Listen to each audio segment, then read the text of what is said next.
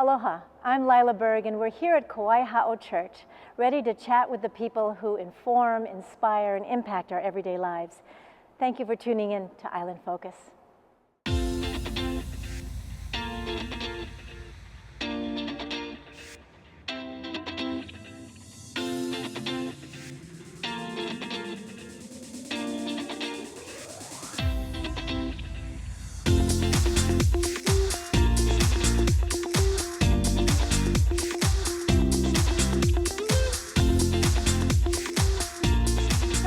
Kawaiaha'o Church was built in...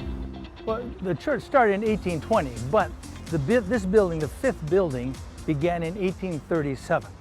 And what they did is they went out to West Beach and even as far as Waianae to mine coral. Each block is 1,000 pounds, wow.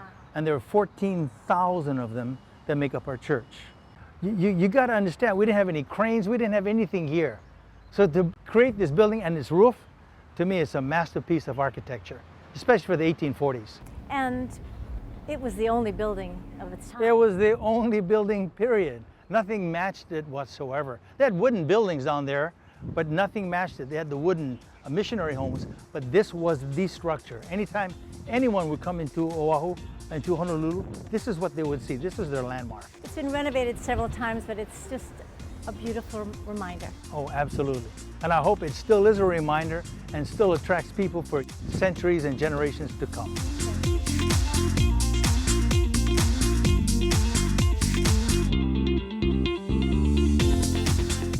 I'm here with Ann Botticelli, founder of the Ho'omalama Foundation. Thank you so much for being with us. Thank you for having me. You've had a number of different careers, and now as founder of this foundation, where are you? This is what I do for fun on my personal time. I created this foundation for really a very specific purpose.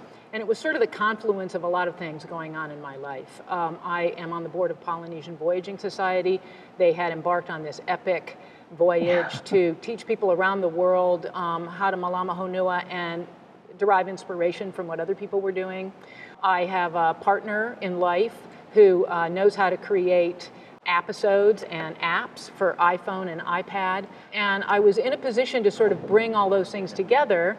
Vance Martin, my partner, agreed to work with me pro bono. And so we created this foundation specifically to create an app that would make the Malama Honua Worldwide Voyage accessible to young children everywhere. Can you talk just a little bit about this voyage and why it was so significant and how the app will contribute to the message of the voyage? The thing that I think is so fantastic about the voyage, aside from its mission of Malama Honua, or caring for the earth, is that it is taking this traditional, really innovation, celestial navigation, and sharing it all over the world. And so there's a way to contribute to understanding of culture. There's a way to connect modern day with history. Mm-hmm. At the same time, there's a way to help people understand that we really all have an obligation to make sure that we take care of our planet every day and how we act and how we interact with each other, how we interact with the earth. That voyage is so inspiring to so many people. Mm-hmm. At the same time, as a board member, I knew that a big focus of the voyage was the educational component. There are a lot of schools getting involved. There is a charter school called Malama Honua Public Charter School that was founded based on the values of the voyage, to teach around those values, and I had some connections there. So it seemed like there was an opportunity to create an educational product, and we worked with Malama Honua Public Charter School to do it, that would pull all of those together in a way that engages people in Japan, in New Zealand, in Cape Africa. Town, yeah, wherever the voyage hit. It takes the modern times that we have now and makes it real. Right, I mean, we're all navigators, right? We're all voyagers in our lives, and we're all trying to navigate our way through this life of ours in a way that's helpful to ourselves and to those around us. So, what does the app really do? Well, the app is actually a combination of video storytelling and interactive elements, and it's for kids who are 6 to 8 years old. And so it's a story. And it begins with these two kids who see Hokulea off of Waimanalo, and they run to their Uncle Tony and say, "What is that?" And he then helps them learn about voyaging. So They learn about the Polynesian Triangle in the context of where they live, so there's an interactive element to the app that does that. Uncle Tony takes them on excursions. Sam Gone takes them into the forest, and he says this is how Hawaiians knew which koa tree was correct, which ohia tree was correct. They learn about birds along the way. That becomes an interactive element where you then go in and you pick your koa tree, learning what you just learned. Umikai teaches them how to braid olona. Meliapana teaches them how to weave lauhala for the sails. And by the end of the app, which is about 45 minutes long, the kids have learned a little geography. They've learned about how the ancient Polynesians built canoes, and they've learned a lot about nature and the environment. So there's much that we can learn as adults as well. Yeah. Thank you so much for being with us on this program. We've been chatting with Ann Botticelli, who is the founder of Ho'o Malama Lama Foundation and the fabulous app that we all need to check into. And thank you for the work that you've been doing. Absolutely. In our community. Thanks for having me.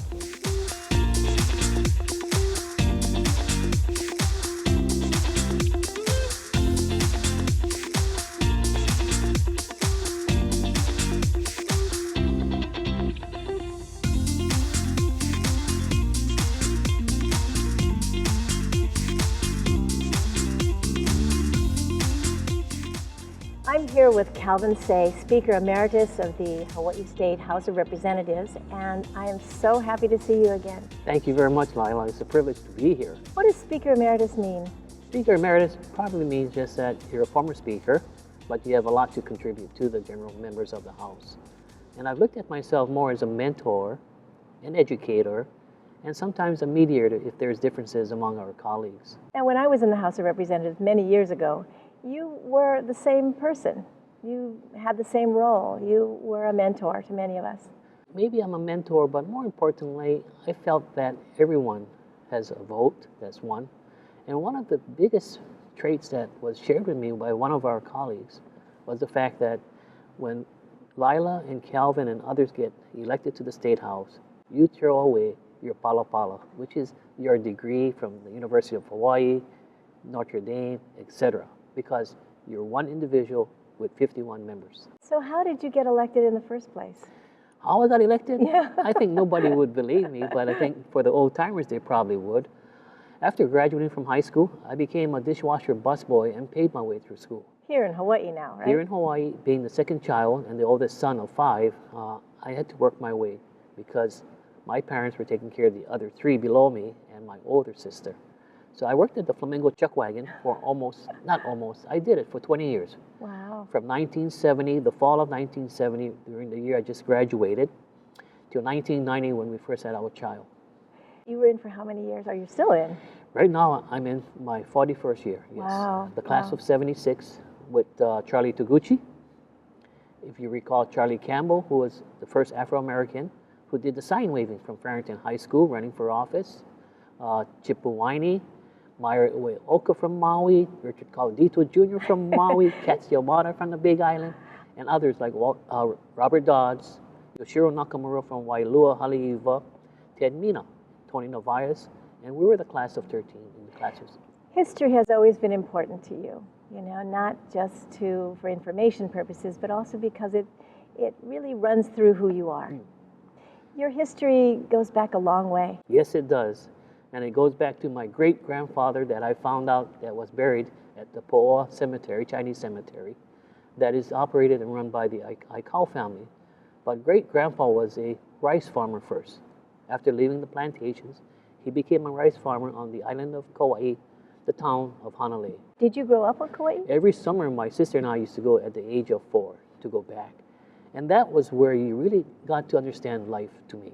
Popo would go out in the mornings, go and pick up the eggs from the chicken coop.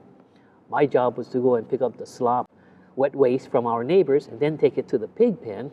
And then Popo would make the breakfast, where Gung, Grandpa, and Manko would go into the fields. What's fascinating is that we would go into the taro patch after the rice fields were all done. The quota, Lyla, was fascinating. 25 bags a day, burlap bags, that's equivalent to 5 paint buckets. And what's so beautiful about it is that when you get your huli, you huli the taro. All I'm looking forward to is the mama taro because that's the biggest. Now, this definitely, their background influences your philosophy and your concerns that are now going on in the community. Tremendously. And I'm very worried, trying to understand where we came from. The plantation era, where we had our Jichang, Bachang, the plantations, to where we are today and where we're headed for. Life has changed, but a lot of my friends and neighbors say, Lyla, it's evolution. Just accept it as evolution and let's move on. Well, your role as Speaker Emeritus is very important right now in the legislature, as you said, because you share not only history, but also the vision of healthy families. Yes. And children becoming more aware of who they are and connecting with others. So I'm sorry this program is, our time is over right now. Oh, that's okay, but I'll be happy to come back many a time. Yes, I'm going to invite you because what you say is really important in how we have to work together with each other. Yes. We've been sharing some time with Speaker Emeritus Calvin Say from the Hawaii State Legislature.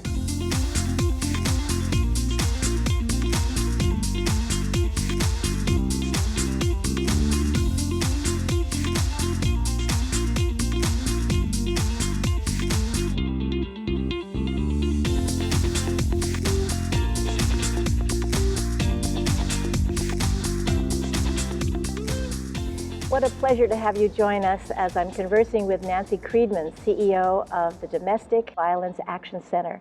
That's a mouthful. Not really. It's not as big as the job we do. Yes, and that job that you've done over the years is so important. Do you share a little bit more about how it got started and your role? Well, we were inventing a journey to have the community respond to the problem of domestic violence, and we had shelters in place and we had support groups in place. But there was still a gap, and we needed some legal services and some advocacy. And Hawaii Women Lawyers called me and asked me if I would help in designing a way to employ the tools of the legal system.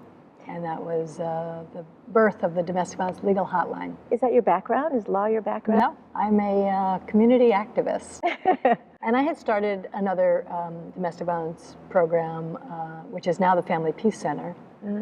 Not having ever been a victim of abuse, child abuse, sexual violence, or domestic violence. One of the lucky few who has not had to suffer the harm of abuse. But this is my life's work. And maybe because you know you're one of the lucky few, the love that you're able to share and the vision comes from the dream of peace and safety. I think so. It comes from a higher place. It's a higher vision that I think many of us hold. And it's the boots on the ground that help us carry ourselves forward to achieve it as a community. And I'm happy to be a part of that. You know, over the years, what you've been able to share with us in your role as leader of this awareness is that domestic violence is unfortunately more common than we would like to accept. Yeah. What does that look like in a home? Well, it can take many forms. There's verbal abuse, emotional abuse, sexual abuse, financial abuse, threats, intimidation, physical abuse.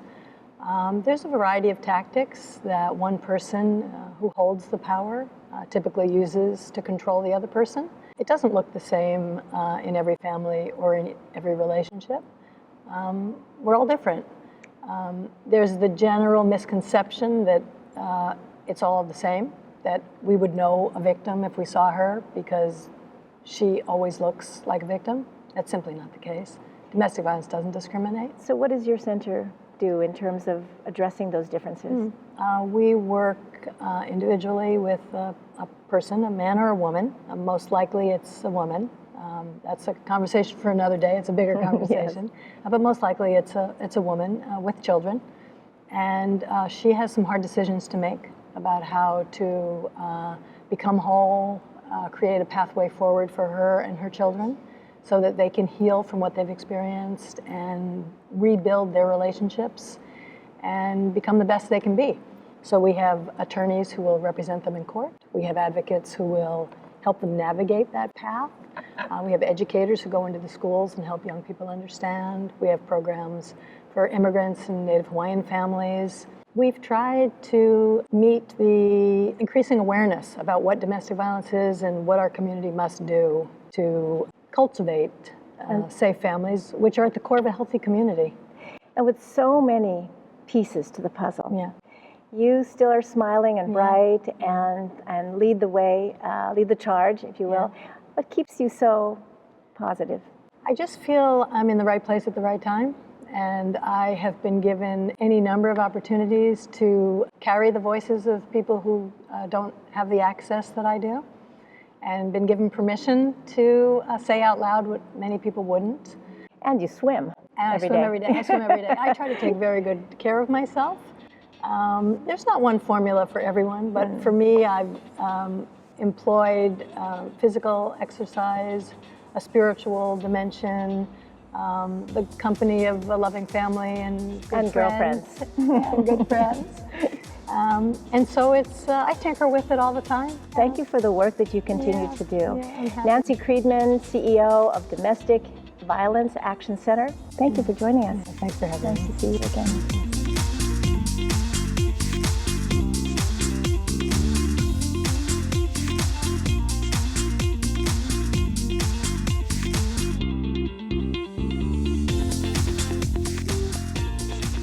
People might think that Kawaiaha'o is a museum.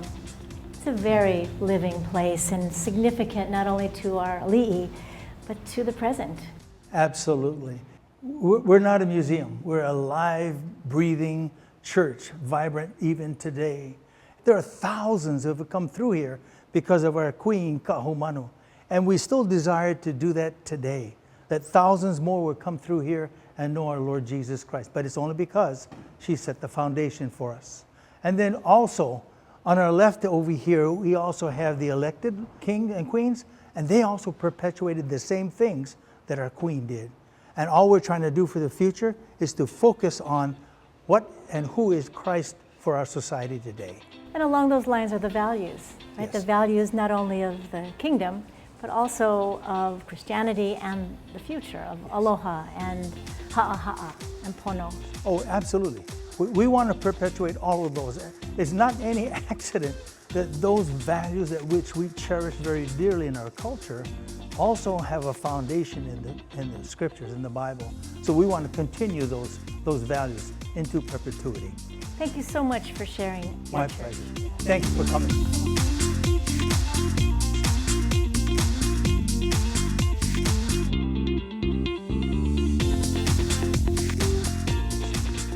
What an opportunity we have today to speak with Jesse Suki, who's Executive Director of HCDA. Thank you very much for joining us. Thank you for having me. Can you share a little bit about your organization and what your role is there? Sure, it's the Hawaii Community Development Authority, and it was created in 1976, and the purpose of it was to, the focus was in Kaka'ako. That was the first district, and we have 3 of them now. There's Kalailoa and He'ia. But Kaka'ako, the purpose was to help build communities based on what the original uses were. It was more industrial, a landfill, which became a park. And so it's about building communities. And one tool that we use for building communities in the district is development and how we design those urban communities, how people interact in those communities.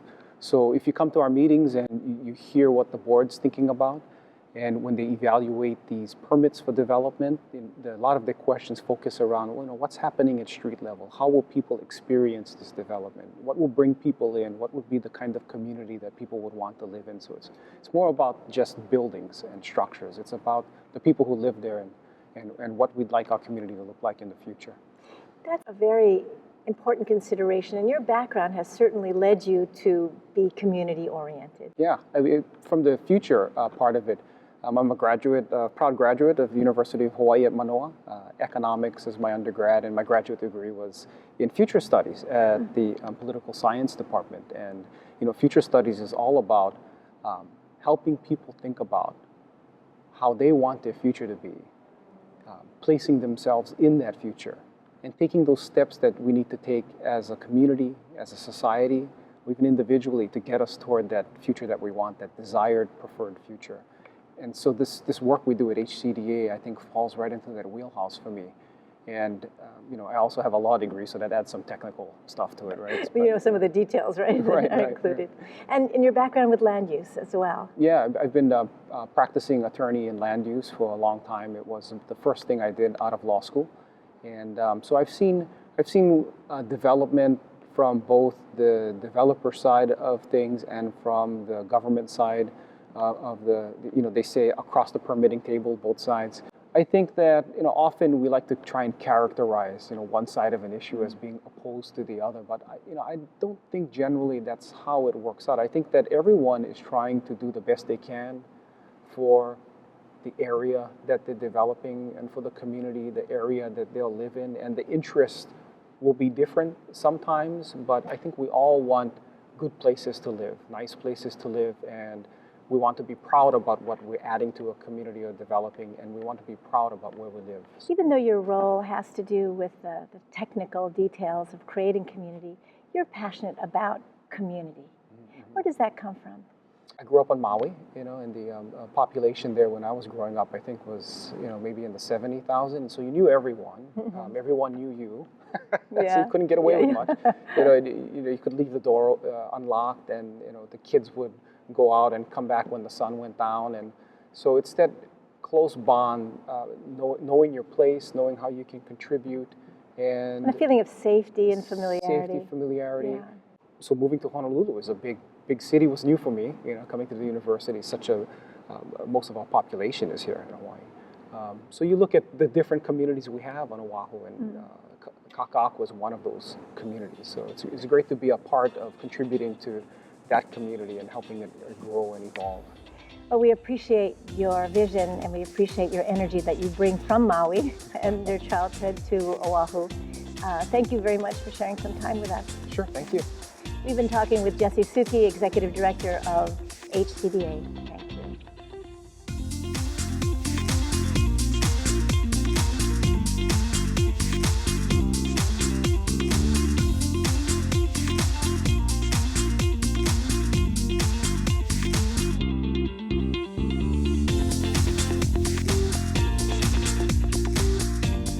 I'm conversing now with Sherry Menor McNamara, President and CEO of the Chamber of Commerce Hawaii, and thank you for being here. Tell us a little bit more about what the Chamber does and one of the pet projects, I guess, pet initiatives that you have going on now. So the Chamber of Commerce Hawaii is the state chamber, and we're the leading business organization representing almost 2,000 members from different industries and different size businesses. With that said, most of our membership is small businesses, which comprise less than 20 employees. And we have important functions, essentially building a better business climate, building business, spurring economic development, and enhancing the quality of life. So those are the four main focus areas that the Chamber provides initiatives and works on initiatives on.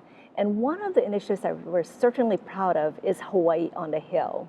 And this happens in June. And this initiative was launched 4 years ago in partnership with Senator Hirono. Other states have done it, but Hawaii never had. I love your energy when you talk about this, because it's like you're happy about the fact that we're in Washington, D.C. Well, it's important, one, to showcase Hawaii and to ensure that our nation leaders understand what Hawaii offers to our nation. And so what it is essentially is businesses fly up, showcase their products and services. And they pay for themselves. They pay, right, exactly. They pay their own way, donate all the products, and really be there and show the presence and aloha spirit to our nation's leaders.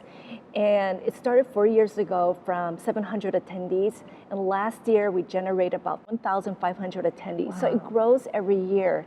And what's the most significant part is that these small businesses do it because they know it's important to show Hawaii and what Hawaii is all about. They must bring the same joy that you do. Oh, they do. Washington, D.C. It's hard to describe unless you're there and really feel the aloha spirit flowing in the Kennedy Caucus room. Now, you bring that spirit to the Chamber. Where does that come from? Well, I'm originally from Hilo. I was raised there, and I moved away for college, and I lived on the mainland for about 8 years, then Japan for 2 years, and decided it was time to move back home. I didn't have a job, so I ended up going back to law school. During that time, I worked at the state legislature, and I really enjoyed the experience there and really appreciated the legislative process and how a bill becomes a law and the impact that it has on the people of Hawaii. So you have a law degree? I do. yes. And a business degree? I do, yes. So this Never position, practiced, nor have I owned a business. well, I think you're in practice now. Yes, yes. And I think your mom owned a business that you had a lot of background with. My mom still owns a small business on the Big Island, a travel agency. Definitely has its challenges because the environment has changed in that industry.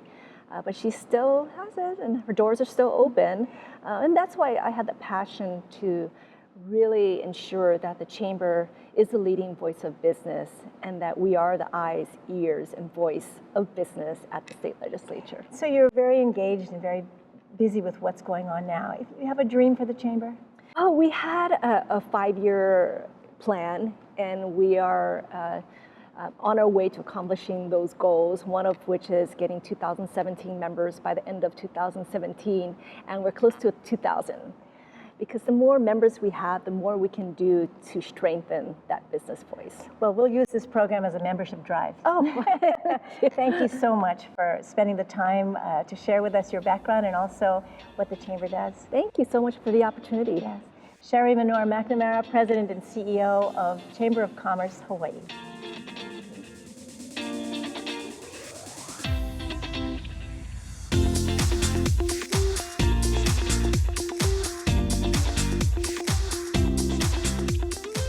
Mahalo to Kawaiaha'o Church and to you for tuning in to Island Focus. I'm Lyla Berg. Aloha and malama pono. Take care of each other. See you soon.